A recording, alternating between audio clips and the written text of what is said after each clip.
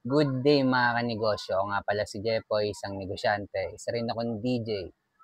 At hindi ako vlogger, hindi ako influencer. Isa pong content creator. Meron na akong 10 taon na karanasan na pagkalugi sa pagninegosyo.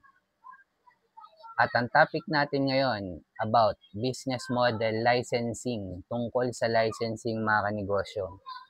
Familiar naman tayo sa Kubo na brand, tama? Kay Mitch dyan, Mitch Johnson dyan. Ito mga kanegosyo, kung nagsisimula ka pala magnegosyo, advantage mo na to. Kasi ito yung mga bagay na hindi ko alam nung nagsisimula pa lang ako magnegosyo. Tapusin mo tong video na to. Kung nagninegosyo ka naman na, sigurado marami kang matututunan.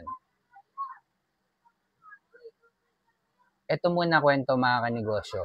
Way back 2015, nung nag-start ako magnegosyo ng sari-sari store. Ang sari-sari store mga kanegosyo, hindi natin mali-level up sa level 2 business model. Naitayo ko yung sari-sari store ko mga kanegosyo, malapit kung saan ako graduate ng college, sa TIP Cubao. Graduate ako ng marketing management. At bakit sari-sari store? Una, hindi ako marunong magluto mga kanegosyo. Kasi sari-sari store, pambansang negosyo yan. Bukas magtayo ka ngayon. Tsaka daling simula ng sari-sari store kaya hindi natin mali-level up sa level 2 mga kanegosyo. At yung lagi nilang sinasabi na pag yung sari-sari store lumaki, magiging grocery store. Mali po mga kanegosyo. Ang sari-sari store pag lumaki, sari-sari store pa rin.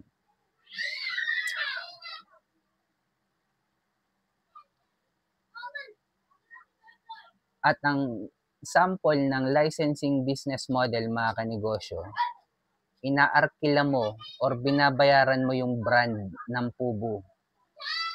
Halimbawa mga kanegosyo, ang may-ari ng Pubo, si Mitch dyan, nakatira sa USA. Tapos ako, wala pa kunyaring Pubo dito sa Pilipinas. Ngayon, tatawagan ko si Mitch John. Hiramin ko yung brand mo na Pubo. Tatatakan ko sa t-shirt ko. Pero yung quality ng t-shirt, same pa rin. Ngayon, magbabayad ako sa may-ari ng Pubo, kay Mitch dyan, para hiramin yung brand niya. Ang binibenta niya yung brand. Kasi pina-licensing niya yun. At hindi ko basta-basta pwedeng gamitin na wala niyang hindi ko basta-basta pwedeng gamitin na wala niyang pahintulot. At ngayon, babayaran ko ngayon kay Mitch dyan yung tatak na Pubo. Kasi gusto ko halimbawa magtayo dito sa Pilipinas ng Pubo na brand. Halimbawa wala pang Pubo dito. Yung brand yung hinihiram natin. Kasi hindi natin basta-basta pwedeng gayahin, itatak na lang sa damit natin dahil pwede tayong kasuhan.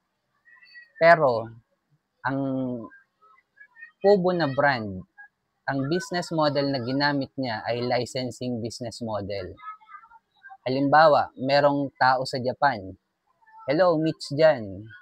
Magtatayo ako ng Pubo dito na brand. Pwede ko bang bayaran yung brand mo na Pubo? Dahil nga pina-licensing niya yan eh. Siya yung pwede niyang ibenta yan. Pero, dapat same quality ng cotton, basta marami din process niyan.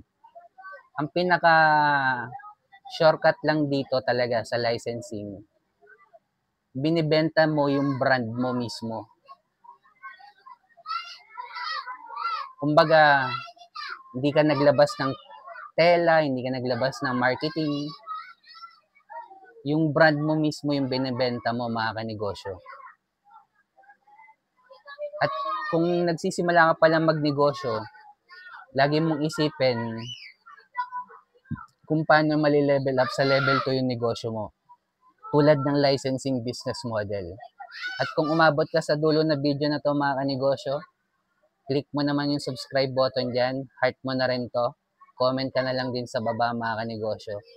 Kung dumadaan tayo sa pagsubok bilang negosyante or struggle, Huwag natin kalimutan mag-pray kahit anong religion natin. Ingat tayong lahat. Peace.